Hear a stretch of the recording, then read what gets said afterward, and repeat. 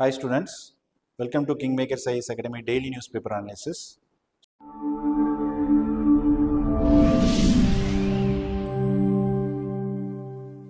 So இன்றைக்கி நம்ம Indian express பேப்பரில் பார்க்க போகிறது இஸ்ரேல் ஈரானுக்கான அந்த அட்டாக் தான் பார்க்க போகிறோம்.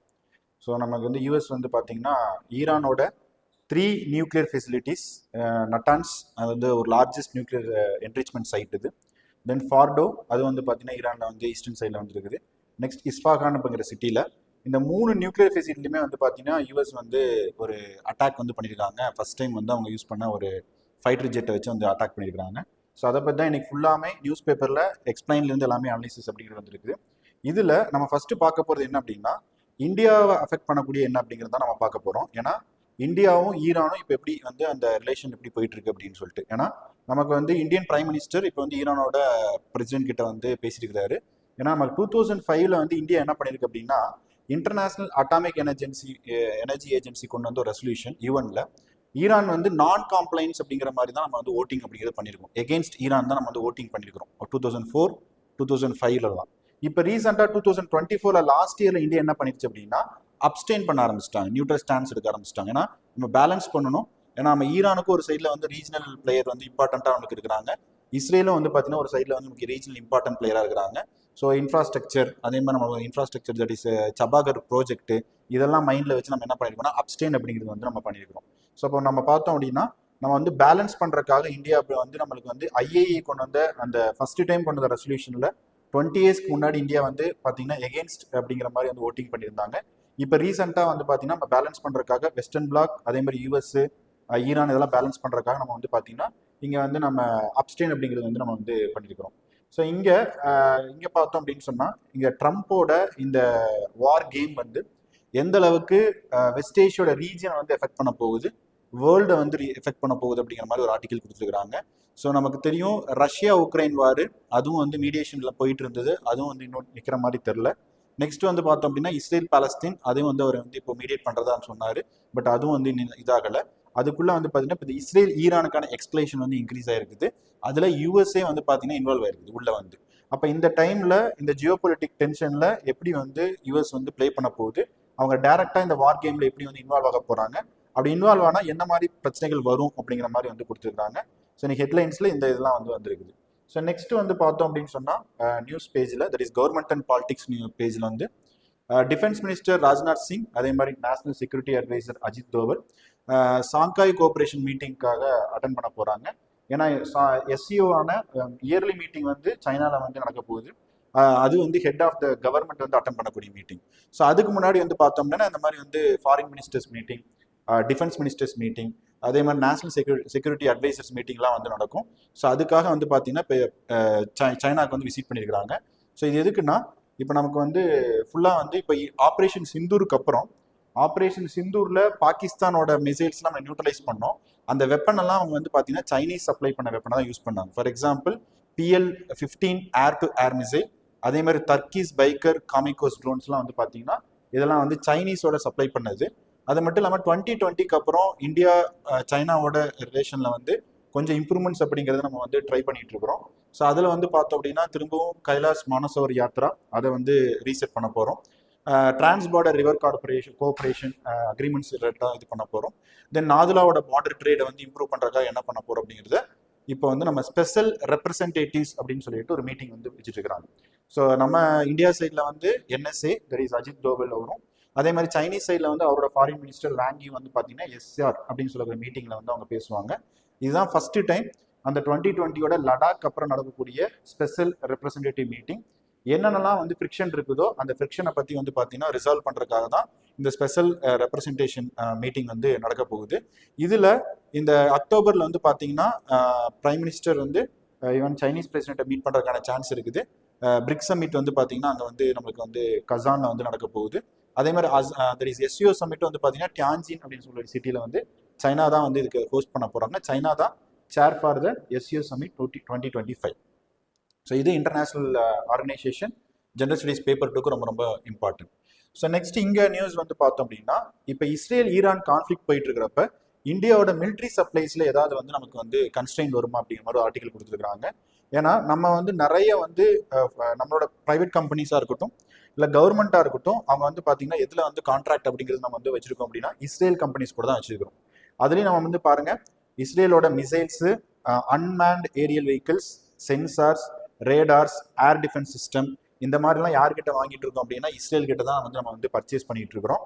நம்ம அது மட்டும் இல்லாமல் ஸ்டாக்ஹோம் இன்டர்நேஷனல் பீஸ் ரிசர்ச் இன்ஸ்டிடியூட்டோட இதை எடுத்து பார்த்தாலும் இஸ்ரேலோட ஆர்ம்ஸ் எக்ஸ்போர்ட் அப்படிங்கிறது வந்து குளோபல் லெவலில் ஒரு பெரிய ஷேர் வந்து இருக்குது. அதில் வந்து இந்தியா வந்து ஒரு பெரிய ஒரு ப்ரொக்யூர் பண்ணக்கூடிய இடத்துல வந்துருக்கிறாங்க.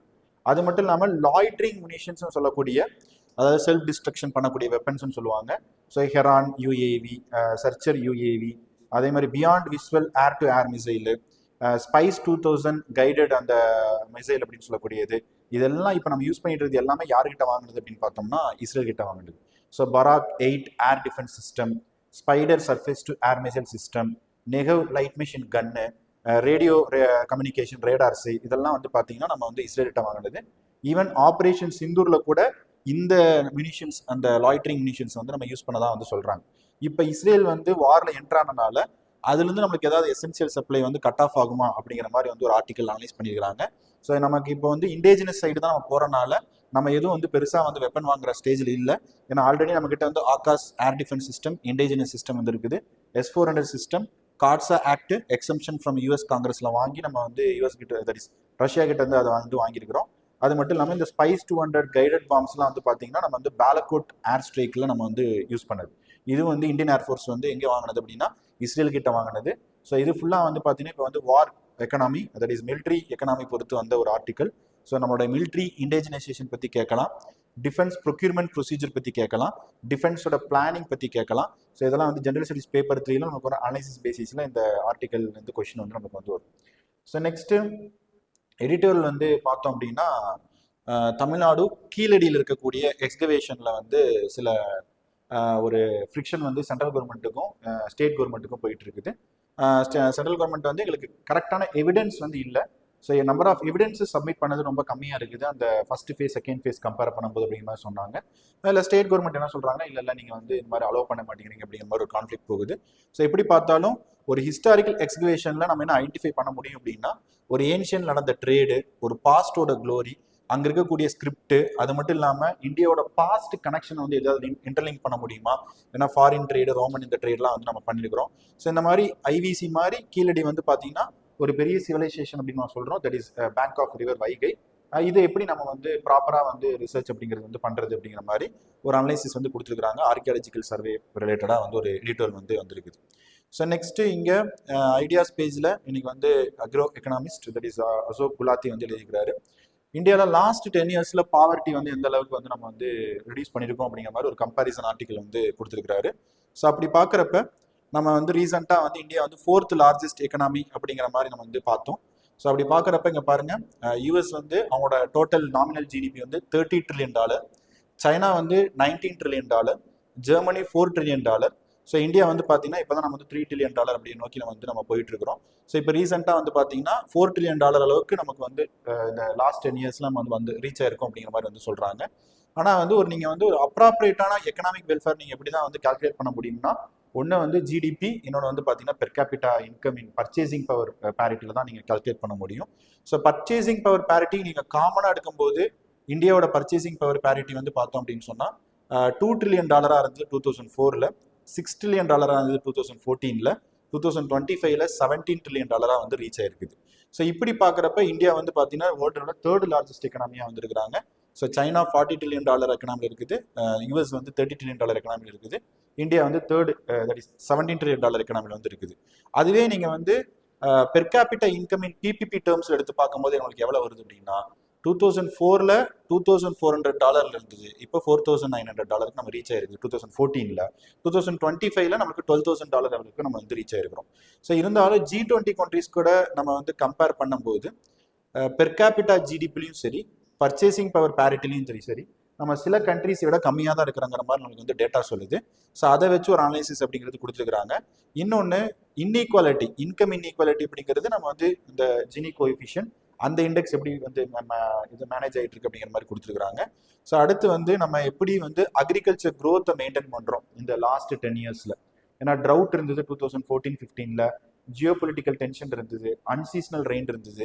அப்படி இருந்தால் கூட நம்ம அக்ரிகல்ச்சரோட ஆனுவல் ரேட் க்ரோத் வந்து 4% மெயின்டைன் பண்ணியிருக்கோம் அப்படிங்கிற மாதிரி கொடுத்துருக்காங்க. இன்னொன்று டைரக்ட் இன்கம் சப்போர்ட் பண்ணுற மாதிரி பிஎம் கிசான் ஸ்கீம் அப்படிங்கிறதெல்லாம் கொண்டு வந்துருக்காங்க. அதனால எக்ஸ்ட்ரீம் பாவர்ட்டின்னு வெளியே வந்த பீப்புள் நிறைய பேர் இருக்கிறாங்க. அதே மாதிரி கவர்மெண்ட் வந்து பார்த்தீங்கன்னா நிறைய வந்து உங்களுக்கு ஃபுட் செக்யூரிட்டி, அதே மாதிரி ஃபெர்டிலைசர் சப்சிடி நம்ம நிறைய வந்து இது பண்ணுறோம். பட் அதில் வந்து லூப் ஹோல்ஸ் அப்படிங்கிறது வந்து இருக்குது. ஏன்னா நம்ம ஃபுட்டு சப்சிடிக்கு மட்டும் நம்ம 2026 ஃபினான்ஷியல் இயரில் எஸ்டிமேஷன் வந்து பார்த்தீங்கன்னா 2 lakh crore. பட் ஆனால் என்ன பிரச்சனை அப்படின்னா உங்களுக்கு வந்து அந்த நியூட்ரிஷன் சப்போர்ட் அப்படிங்கிறது நம்ம இன்னும் பாப்புலேஷனுக்கு வந்து தேவைப்படுது. ஏன்னா நம்ம வந்து ஃபுட்டு செக்யூரிட்டிக்காக கொடுக்கறது தட் இஸ் 67% ஆஃப் பாப்புலேஷன் நம்ம டார்கெட் பண்ணி கொடுத்துட்டு இருக்கிறோம். பட் அதில் கொஞ்சம் நம்ம வந்து டார்கெட்டட் பெனிஃபிஷியை பார்த்தோம்னா ஒரு 40 to 35% தான் இருப்பாங்க.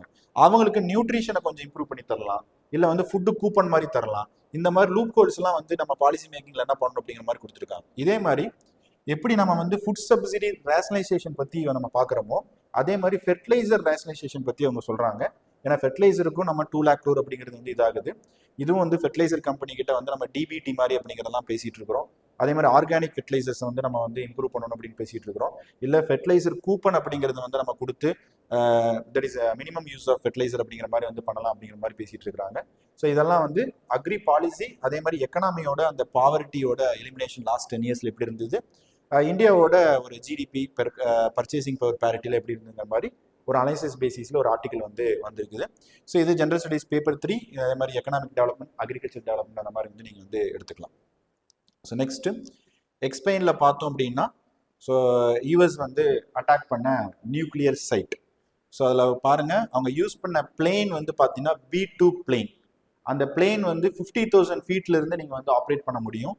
நார்மலான கமர்ஷியல் ஃப்ளைட் வந்து ஒரு 10,000 ஃபீட்டில் தான் நீங்கள் வந்து ஆப்ரேட் பண்ண முடியும். ஸோ அதை விட 50,000 ஹைட்லேருந்து நீங்கள் வந்து ஆப்ரேட் பண்ணலாம். ஒரு பெர் ஹவருக்கு 500 மைல்ஸ் அப்படிங்கிறது வந்து போகும். ஸோ அதை ட்ராப் பண்ண பாம் வந்து பார்த்தீங்கன்னா GBU-57 அப்படிங்கிற ரேஞ்ச் பாம் வந்து சொல்கிறாங்க. ஸோ அடுத்து வந்து பார்த்தோம் அப்படின்னா அந்த அந்த பாம் அப்படி அவங்களோட சைஸ் வந்து பார்த்தீங்கன்னா ஈக்குவல் டு ஒரு ஸ்கூல் பஸ் அளவுக்கு இருக்கும் அப்படிங்கிற மாதிரி சொல்கிறாங்க. இதான் ஃபர்ஸ்ட் டைம் இப்படி வந்து நம்ம கண்டெம்பரரியில் வந்து யூஸ் பண்ணதாக வந்து சொல்கிறாங்க. ஸோ ஜிபிஎஸ் வச்சு டார்கெட் பண்ணி தான் வந்து அடிச்சிருக்கிறாங்க. ஸோ அந்த அது வந்து எக்ஸாக்டாக வந்து பார்த்தீங்கன்னா இந்த ஃபார்டோ அப்படின்னு சொல்லக்கூடிய அந்த நியூக்ளியர் சைட் அப்படிங்கிறது எப்படி இருக்குன்னா, ஒரு மவுண்டனுக்குள்ள ஒரு டீப் இன்சைடில் என்ன பண்ணியிருக்காங்கன்னா ஒரு நியூக்ளியர் என்ரிச்மெண்ட் அப்படிங்கிறது வந்து ஒரு லேப் மாதிரி வந்து ஒரு ரிசர்ச் ஃபெசிலிட்டிஸ்க்காக வச்சிருக்கிறாங்க. இப்போ இஸ்ரேல் என்ன சொல்லுது அப்படின்னா, இங்கே இருக்கக்கூடிய ஃபெசிலிட்டியில் நம்ம நியூட்ரலைஸ் பண்ணிட்டு தான் சொல்கிறாங்க. பட் யூஎஸ் என்ன சொல்லுதுன்னா, மேபி இருந்திருக்கலாம், அடிச்சிருக்கலாம், இல்லை அடிக்காமல் கூட போகலாம். ஏன்னா இது வந்து சர்ஃபேஸில் கிடையாது, இது டீப் இன்சைடில் வந்து இருக்குது. ஸோ அப்படி பார்க்குறப்ப இங்கே மேப்பில் நீங்கள் பார்க்குறீங்க நட்டான்ஸ், அது வந்து ரொம்ப ஃபேமஸான ஒரு நியூக்ளியர் என்ரிச்மெண்ட் ஏரியா ஈரானில் இருக்கக்கூடியது. இது இஸ்ஃபாகானுக்கு மேலே இருக்கக்கூடிய ஃபர்டோ. ஸோ இந்த மூணுமே நம்மளுக்கு வந்து இன்டர்நேஷ்னல் ரிலேஷன்ஸில் கான்ஃப்ளிக்ட் இன் நியூஸ், அதாவது region in news or cities in news வந்து கேட்கலாம். ஸோ அதை வந்து எந்த கண்ட்ரி அப்படின்னு கேட்கறதுக்கான சான்ஸ் இருக்குது. ஸோ நீங்கள் அதை வந்து பார்த்துக்கலாம்.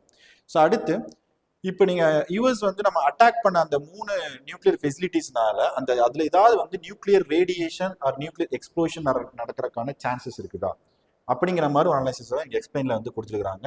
ஸோ யுரேனியம் என்ரிச்மெண்ட் அப்படிங்கிறது ஒன்றும் கிடையாது.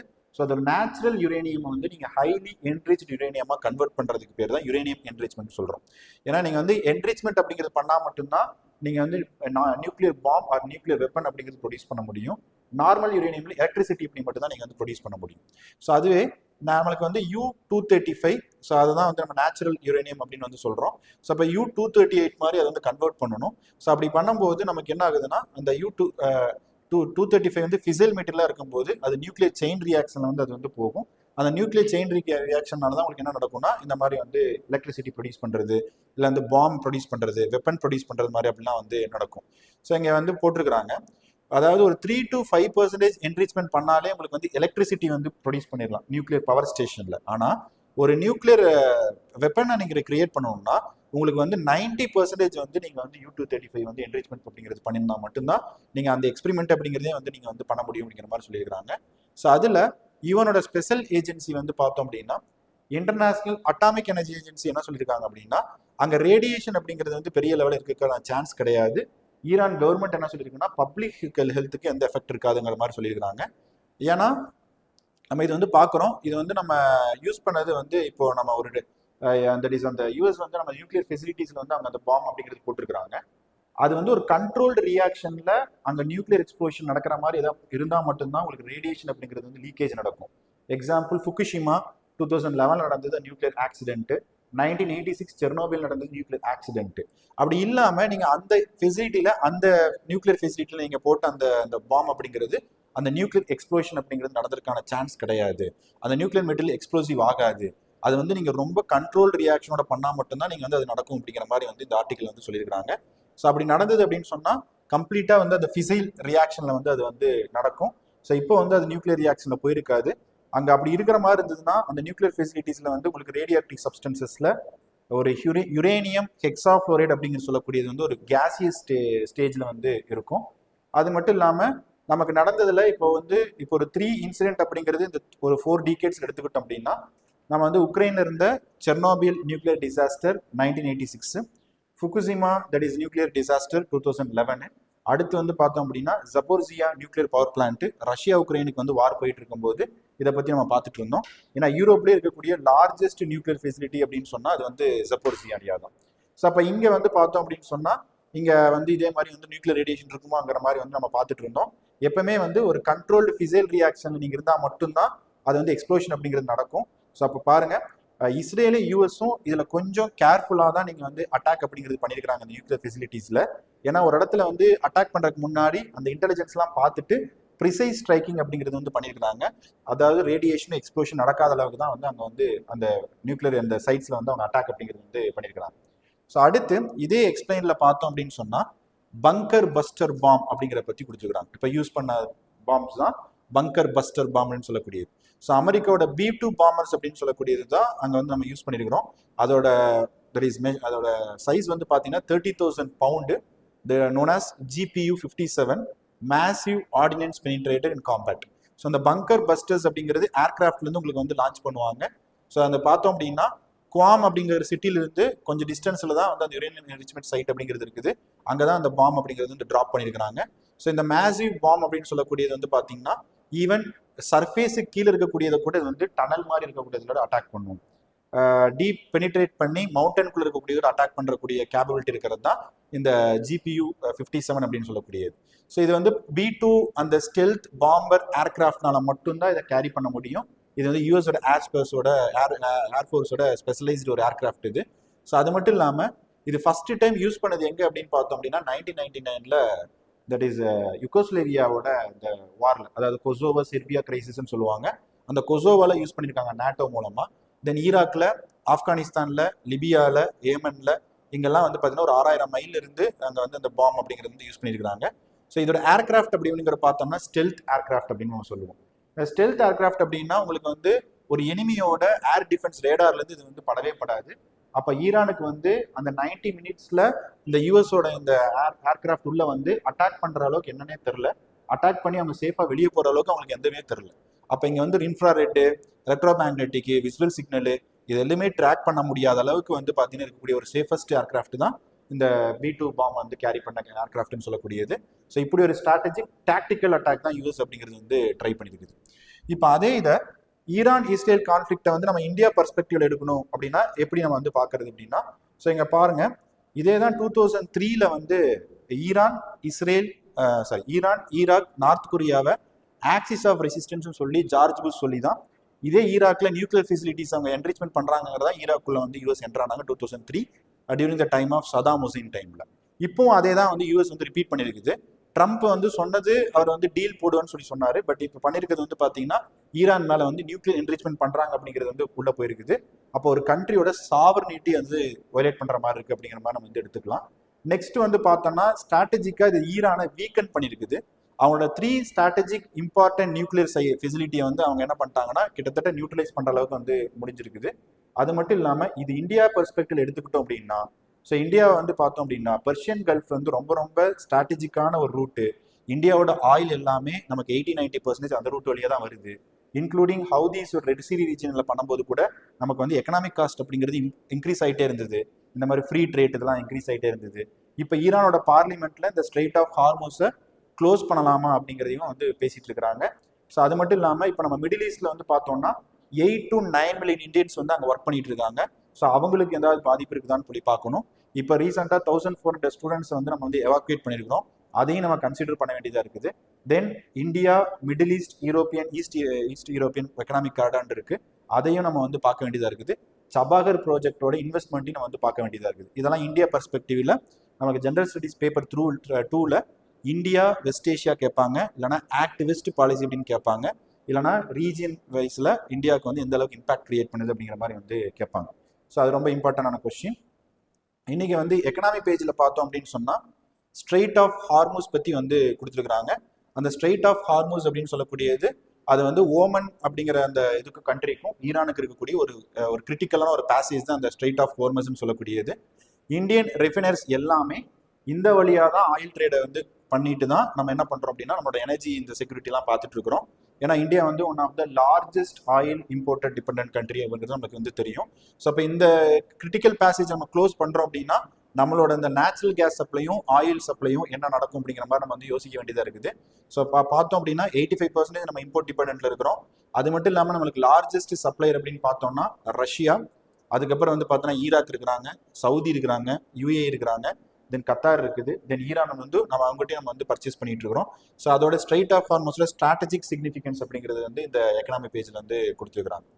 ஸோ நெக்ஸ்ட் வந்து பார்த்தோம்னா சைனா கிட்ட சோலாரோட எக்யூப்மெண்ட்ஸ் அப்படிங்கிறது வந்து இம்போர்ட் பண்ணுறோம். இம்போர்ட் பண்ணும்போது வால்யூம் பேஸில் இயர் இன்க்ரீஸ் ஆகிட்டே இருந்திருக்குது, பட் வேல்யூ பேஸில் கம்மியான மாதிரி வந்து டேட்டா வந்து காமிக்குது. பாருங்க, சோலாரோட வேல்யூ செயினை குளோபல் லெவலில் சைனா தான் கண்ட்ரோல் பண்ணுது. ஃப்ரம் வேஃபர்லேருந்து செல்லிருந்து மாடியூல் வரைக்கும். இந்தியா வந்து பார்த்தோம் அப்படின்னா நமக்கு வந்து 15,000 crore நம்ம 2 பில்லியன் யூனிட்ஸ் வந்து நம்ம இம்போர்ட் பண்ணியிருக்கிறோம். ஆனால் 2024 5 பில்லியன் யூனிட்ஸை பண்ணியிருக்கிறோம். ஆனால் அந்த 15,000 crore விட 13,000 crore தான் நம்ம பண்ணியிருக்கிறோம். அப்போ வந்து இது மேபி இது வந்து டம்பிங், தட் இஸ் அவங்க டம்ப் பண்ணுறாங்களா அப்படிங்கிற மாதிரி வந்து that is ministry of commerce and இண்டஸ்ட்ரியில் வந்து ஒரு அனலைசிஸ் வந்து பண்ணியிருக்கிறாங்க. டைரக்டரேட் ஜெனரல் ஆஃப் ட்ரேட் ரெமடிஸ்ன்னு சொல்லிட்டு ஒரு ஆஃபீஸ் இருக்குது. அவங்க வந்து இந்தியாவோட ஆன்டி டம்பிங் மெஷர்ஸ் அவங்க தான் பார்த்துட்டு இருக்கிறாங்க. சைனா வந்து மேபி சோலாரோட மாடியூல்ஸை வந்து இந்தியா வந்து சீப் ப்ரைஸ்க்கு டம்ப் பண்ணுதா அப்படிங்கிறதையும் பார்க்குற மாதிரி இருக்குது. அது போக இந்தியா வந்து பார்க்குறோம் ministry of new and renewable energy என்ன டார்கெட் வச்சிருக்குன்னா இந்தியாவே இண்டேஜினஸாக சோலாரோட சப்ளை செயின்ஸை இண்டேஜினஸாக மேனுஃபேக்சரிங் பண்ணுறதுக்கான ஒரு டார்கெட் வந்து வச்சுருக்கிறோம். அப் டு 38 கிகாவாட் 2024 91 கிகாவாட் வரைக்கும் வந்து பார்த்தீங்கன்னா நம்ம இப்போ வந்து ரீச் பண்ணியிருக்கிறோம். அது மட்டும் இல்லாமல் நமக்கு சோலார் செல்லு, வேஃபரு இதையெல்லாம் 2030 பெரிய லெவலில் நம்ம வந்து நம்ம எனர்ஜி கெப்பாசிட்டி உள்ளது ப்ரொடியூஸ் பண்ணுற மாதிரி ஒரு டார்கெட் வச்சுருக்கிறோம். இது மாதிரி ட்ரேட் சீக்ரெட்ஸ் இந்த மாதிரி சொல்லுவாங்க, இல்லை ஆன்டி டம்பிங் மெஷர்ஸ்ன்னு சொல்லுவாங்க. அதனால இதுவும் நம்மளுக்கு ஃபிலிம்ஸில் வந்து கேட்கறதுக்கான சான்ஸ் இருக்குது. ஸோ அதையும் வந்து பார்த்து வச்சுங்க. ஸோ இங்கே இந்த இதுவும் வந்து பார்த்தீங்கன்னா ஃபுல்லாக அந்த பிளெயின் போய் எப்படி ஸ்ட்ராட்டஜிக்கு அட்டாக் பண்ணிச்சு அப்படிங்கிற மாதிரி தான் ஒரு பேஜ் ஃபுல்லாக வந்து பார்த்தீங்கன்னா கொடுத்துருக்குறாங்க. அதே மாதிரி அந்த 3 ஃபெசிலிட்டிஸ் பற்றி கொடுத்துருக்காங்க. நீங்கள் வேணால் அதையும் நீங்கள் வந்து பார்த்துக்கலாம், அது எந்த அளவுக்கு ஸ்ட்ராட்டஜிக்கான இம்பார்ட்டன்ட் பிளேஸ் அப்படின்னு சொல்லிட்டு. ஸோ இங்கே ஹிந்துவில் பார்த்தோம் அப்படின்னா எடிட்டோரியலில் ஒரு ரிப்போர்ட் வந்துருக்குது குளோபல் லெவலில் செமிகண்டக்டர் கிரிட்டிக்கல் டெக்னாலஜியில் வந்து எந்தெந்த கண்ட்ரி வந்து டாப் லெவலில் வந்து ரிசோர்ஸ் வந்து வச்சிருக்காங்க அப்படிங்கும்போது டேட்டா என்ன சொல்லுதுன்னா ஒரு 5 செக்டர்ஸ் எடுத்துருக்காங்க. Artificial intelligence, biotechnology, semiconductor, space, quantum. இதில் டாப்ல இருக்கிறது யூஎஸ் தான், தென் சைனா, அதுக்கப்புறம் வந்து யூரோப்பு. அப்போ யூஎஸ் வந்து பார்த்தோம் அப்படின்னா எல்லா செக்டார்லையுமே அவங்க தான் வந்து லீடிங்கில் இருக்கிறாங்க. ஏன்னா அவங்ககிட்ட வந்து ப்ராப்பரான ரிசோர்ஸ் இருக்குது, இன்வெஸ்ட்மெண்ட் இருக்குது, சயின்டிஃபிக் ஃபெசிலிட்டிஸ் இருக்குது, அதுக்கான எக்கோ சிஸ்டம் இருக்குது. அதுக்குன்னு சொல்லிட்டு பார்த்தீங்கன்னா கவர்மெண்ட்டோட பாலிசி வந்து நல்லா இருக்குது. சைனா வந்து பார்த்தோம் அப்படின்னா பயோடெக்னாலஜிலையும் குவாண்டம் கம்ப்யூட்டிங்லையும் வந்து பார்த்தீங்கன்னா பெரிய லெவலில் வந்து அவங்க வந்து இது பண்ணுறாங்க. அவங்க கிட்ட சென்ட்ரலைஸ்டு பிளானிங் இருக்குது, ஸ்கேல் இருக்குது, இன்வெஸ்ட்மெண்ட்ஸ் அப்படிங்கிறது இருக்குது. அதே மாதிரி வந்து பார்த்தீங்கன்னா ப்ரைவேட் ரிசர்ச்சுக்கும் வந்து அலோவ் பண்ணுறாங்க. யூரோப்பும் 3rd இருக்குது. இப்படி பார்க்குறப்ப இந்தியா வந்து இந்த கண்ட்ரீஸ்ல கம்பேர் பண்ணுறப்ப நம்மகிட்ட போதுமான இன்வெஸ்ட்மெண்ட் அப்படிங்கிறது கிடையாது. ஸோ இதையெல்லாம் வந்து நம்ம பார்த்தீங்கன்னா மேனுஃபேக்சரிங் எக்யூப்மெண்ட்டு, சப்ளை செயின் இதெல்லாம் வந்து பார்க்கணும்னு சொல்லி சொல்கிறாங்க. நான் ரீசெண்டாக கூட நேஷனல் குவாண்டம் மிஷனோட இன்வெஸ்ட்மெண்ட் வந்து நம்மளுக்கு பத்தலைங்கிற மாதிரி தான் வந்து இப்போ ஐஐடி டெல்லி பண்ண ரிசர்ச்சில் வந்து சொல்லியிருந்தாங்க. அதில் குவாண்டம் கம்யூனிகேஷன் டேட்டா செக்யூரிட்டி பற்றி ஒரு ரிசர்ச் அப்படிங்கிறது வந்து பண்ணியிருந்தோம். ஸோ அதில் வந்து கூட நமக்கு சயின்டிஃபிக் இதுக்கு வந்து இன்வெஸ்ட்மெண்ட் வந்து நமக்கு வந்து போதுமானதாக இல்லை அப்படிங்கிற மாதிரி வந்து பார்த்துருந்தோம். ஸோ அடுத்து பார்த்தோம் அப்படின்னா இன்னைக்கு டெக்ஸ்ட் அண்ட் கண்டெக்ஸ்டில் எக்ஸ்பான்ஷனரி பாலிசிஸ் அப்படிங்கிறத பற்றி வந்திருக்குது. ரீசெண்டாக நம்ம மானிட்டரி பாலிசி கமிட்டி மீட்டிங்கில் இன்ட்ரெஸ்ட் ரேட் வந்து பார்த்தீங்கன்னா ரெடியூஸ் பண்ணியிருக்கிறாங்க. ஏன்னா இன்ஃப்ளேஷன் வந்து நம்மக்கிட்ட மாடரேட்டாக வந்து இருக்குது. அதை வச்சு பார்க்கும்போது நம்ம வந்து ஓரளவுக்கு நம்ம வந்து எக்கனாமி வந்து நம்ம எக்ஸ்பான்ஷன் அப்படிங்கிறது பண்ணணும்னா இன்ட்ரெஸ்ட் ரேட்டை குறைச்சோம் அப்படின்னு சொன்னால் இன்வெஸ்ட்மெண்ட் அப்படிங்கிறது வரும். டேக்ஸை குறைச்சாலும் உங்களுக்கு வந்து growth அப்படிங்கிறது நடக்கும், அவுட்புட் அப்படிங்கிறது நடக்கும். ஸோ இப்போ ஒரு கண்ட்ரிக்கு ரொம்ப இம்பார்ட்டன்டானது fiscal policy and monetary policy. அப்போ அந்த ஃபிஸ்கல் பாலிசியில் நம்ம என்ன பண்ணணும் அப்படின்னா கவர்மெண்ட் வந்து நிறைய வந்து உங்களுக்கு இன்வெஸ்ட்மெண்ட்ஸ் அப்படிங்கிறது வந்து பண்ணணும். மானிட்டரி பாலிசி அப்படின்னா மேக்ரோ எக்கனாமிக் ஸ்டெபிலிட்டி வந்து ஒரு கண்ட்ரி வந்து கண்டிப்பாக கரெக்டாக பார்த்துக்கணும். ஏன்னா 2008 இப்படி தான் ரெசன் வரும்போது நமக்கு வந்து இன்ட்ரெஸ்ட் ரேட் வந்து 0 அளவுக்கு ரீச் ஆச்சு. அப்போ கவர்மெண்ட் ஸ்பெண்டிங் வந்து பார்த்தீங்கன்னா பெரிய லெவலில் பூஸ்ட் ஆச்சு, எம்ப்ளாய்மெண்ட் வந்து பூஸ்ட் ஆச்சு. ஆனால் இப்போ வந்து மானிட்டரி பாலிசியில் வந்து அவங்க இன்ஃப்ளேஷன் வச்சு அவங்க கட் பண்ணியிருக்காங்க. பட் இது எந்த அளவுக்கு டிசைட் அவுட்கம் அப்படிங்கிறது கொடுக்குன்னு தெரியாது. ஏன்னா இந்தியாவை பொறுத்த வரைக்கும் நமக்கு வந்து இன்வெஸ்ட்மெண்ட் பெரிய லெவலில் இல்லை அப்படிங்கிறது பார்க்குறோம். கிராஸ் கேபிட்டல் ஃபிக்ஸ்டு ஃபார்மேஷன் இல்லைன்னு பார்க்குறோம். அதனால அவுட்புட் வந்து நம்ம அவுட்புட் டு ஜிடிபி ரேஷியோ வந்து பெரிய லெவலுக்கு வந்து வராது. அதெல்லாம் பண்ணணும் அப்படின்னா கவர்மெண்ட்டும் பிரைவேட் செக்டரும் வந்து மியூச்சுவலாக வந்து இன்வெஸ்ட்மெண்ட் அப்படிங்கிறது ஃபோக்கஸ் பண்ணாதான் முடியும். ஸோ அது மாதிரி வந்து எக்ஸ்பான்சிவ் மானிட்டரி பாலிசி பற்றி வந்து பார்த்தீங்கன்னா இன்னைக்கு வந்து டெக்ஸ்ட் அண்ட் கண்டெக்ஸ்ட்ல வந்து வந்திருக்குது.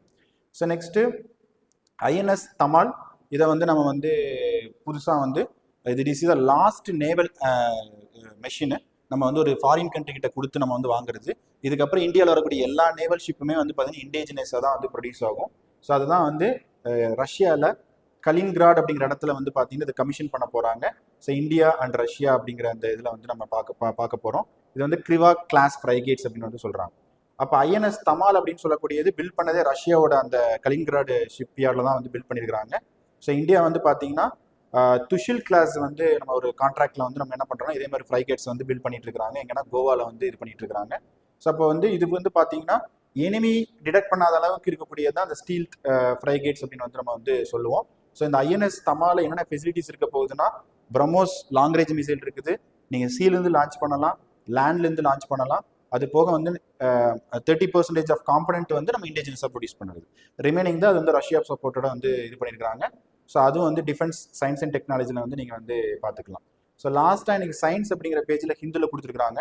ஆன்டி மைக்ரோபியல் ரெசிஸ்டன்ஸ் அப்படிங்கிறத வந்து இன்செக்ட் பேஸ்ட் லைவ் ஸ்டாக் ஃபீல்டில் வந்து நீங்கள் வந்து அதை சரி செய்யலாம் அப்படிங்கிற மாதிரி. ஏன்னா இன்னைக்கு நியூட்ரிஷன்ஸ்க்காக இந்தியாவில் வந்து மட்டும் இல்லை வேர்ல்டு லெவலில் நம்ம ஃபுட் அண்ட் நியூட்ரிஷன் செக்யூரிட்டிக்கு அனிமல் பேஸ்டு ப்ரோட்டீனை நம்ம வந்து சஜஸ்ட் பண்ணுறோம். அந்த அனிமலுக்காக கொடுக்கக்கூடிய ஆன்டிபயோட்டிக்ஸ் அப்படிங்கிறது வந்து இந்த ஏஎம்ஆர்ங்கிற இஷ்யூ வந்து கிரியேட் பண்ணுது. அப்போ இதை வந்து நம்ம ரெக்டிஃபை பண்ணணும் அப்படின்னா இன்செக்ட் பேஸ்டு ஃபீடை கொடுத்தோம் அப்படின்னு சொன்னால் ஆன்டிபயோட்டிக்ஸோட நெசசிட்டி வந்து கொஞ்சம் குறையும். அதனால உங்களுக்கு வந்து பார்த்தீங்கன்னா நியூட்ரிஷன் என்ரிச்மெண்ட் அப்படிங்கிறது நடக்கும். அதே மாதிரி வேஸ்ட் இந்த மாதிரி இருக்கக்கூடிய வாட்டர் இதெல்லாம் வந்து உங்களுக்கு தேவைப்படாது அப்படிங்கிற மாதிரி ஒரு ரிசர்ச் வந்து பண்ணியிருக்காங்க.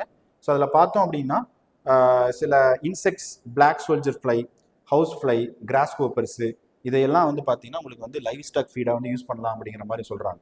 ஆனால் இங்கே இருக்கக்கூடிய ஆன்டிபயோட்டிக்ஸ் வந்து காமனாக யூஸ் பண்ணக்கூடிய ஆன்டிபயோட்டிக்ஸ் சில டெவலப்டு கண்ட்ரிஸ் இதை பேன் பண்ணிட்டாங்க. ஆனால் லோ மிடில் இன்கம் கண்ட்ரிஸ் வந்து இந்த ஆன்டிபயோட்டிக்ஸ் வந்து யூஸ் பண்ணுறாங்க. இந்த ஆன்டிபயோட்டிக்ஸ் யூஸ் பண்ண என்ன ஆகும்னா ஹியூமன் கன்சம்ஷன் பண்ணாலும் அதில் பிரச்சனை வரும்.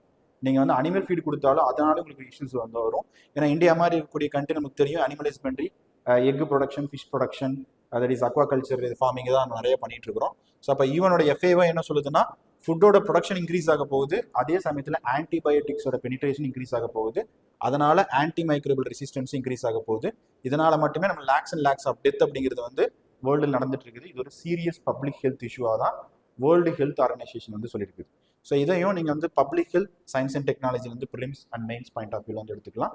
ஸோ இன்னைக்கு பேப்பர் வந்து மண்டே பேப்பர் ரொம்ப ரொம்ப இம்பார்ட்டன்ட்டு. ஃப்ரம் சயின்ஸ் அண்ட் டெக்னாலஜிலேருந்து, என்வரான்மெண்ட்லேருந்து, தட் இஸ் இன்டர்நேஷனல் ரிலேஷன்ஸ்லேருந்து நிறைய ஆர்டிகல்ஸ் வந்து வந்துருக்குது. ஸோ இதை வந்து நம்ம நாளைக்கு நம்ம என்ன வருது அப்படிங்கிறது டிஸ்கஸ் பண்ணலாம். தேங்க்யூ.